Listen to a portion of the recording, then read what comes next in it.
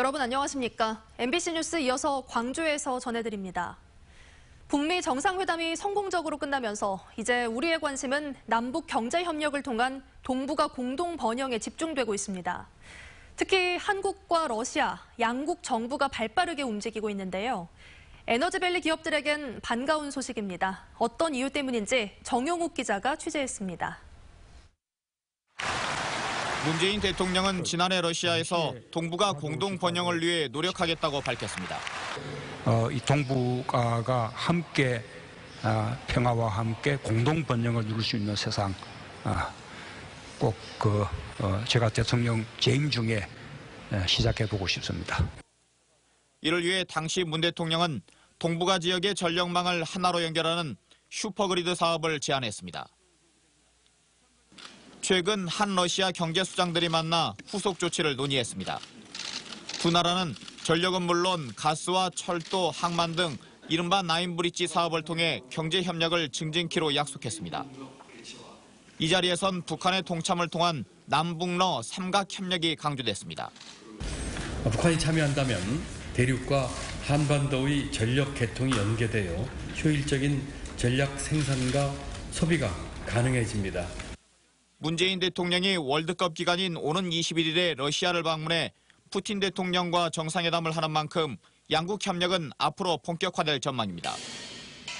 한전을 중심으로 한 에너지밸리 기업들이 수력과 천연가스 등 청정에너지가 풍부한 러시아에 관심을 갖는 이유가 여기에 있습니다.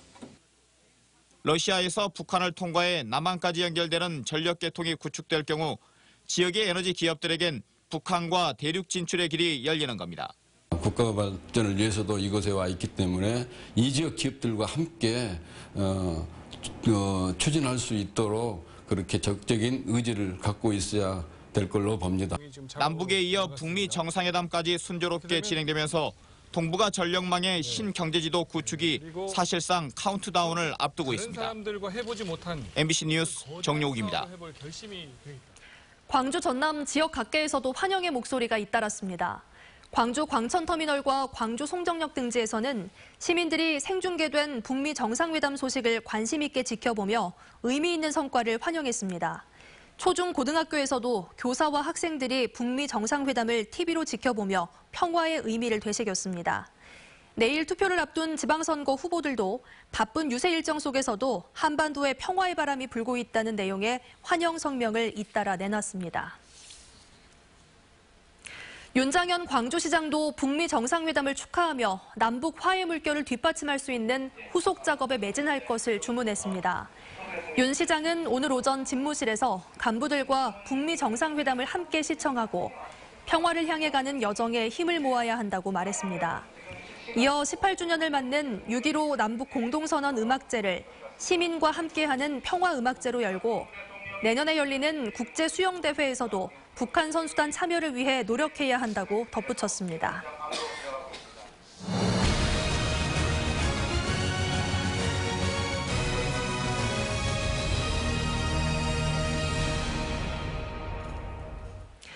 이번 지방선거는 북미 정상회담과 같은 대형 이슈들 때문에 상대적으로 주목을 덜 받았지만 그래도 눈여겨볼 대목은 있습니다.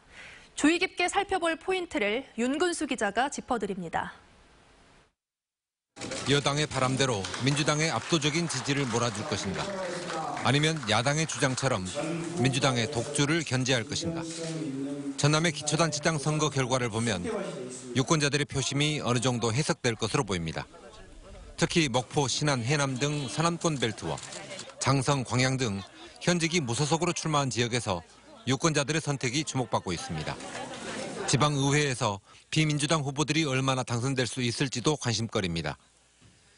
의회에서는 정당 간의 경쟁과 견제가 작동할 것이냐, 그렇게 해서 양당 또는 3당 체제가 이 지역에서 자리 잡을 것이냐. 기초의회에서 3, 4인 선거구가 늘어나면서 넓어진 기회를 야당이 잡을 수 있느냐에 달려 있습니다.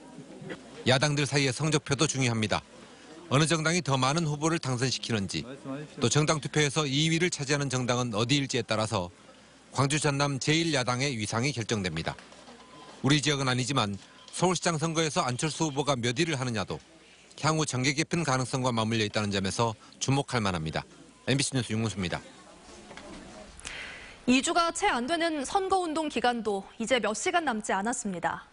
유권자들의 선택만 남아있는데요. 유권자 한 표의 가치 얼마나 될까요? 가늠하긴 어렵지만 2,800만 원이 넘는다고 합니다. 지금이라도 선관위에서 보낸 공보물을 펼쳐보시는 건 어떨까요? 양현승 기자가 보도합니다. 지방선거 공식 선거운동이 시작된 지난달 31일 기차역에서, 광장에서, 영농 현장에서, 전통시장과 산업 현장에서 유권자들의 마음잡기에 나섰습니다. 정책과 공약보다 후보들의 옷 색깔이, 소속 정당이 우선이었습니다. 정당과 무관해야 하는 교육감 후보들조차 한결같이 파란색을 앞세우며 자신을 홍보하는 상황입니다.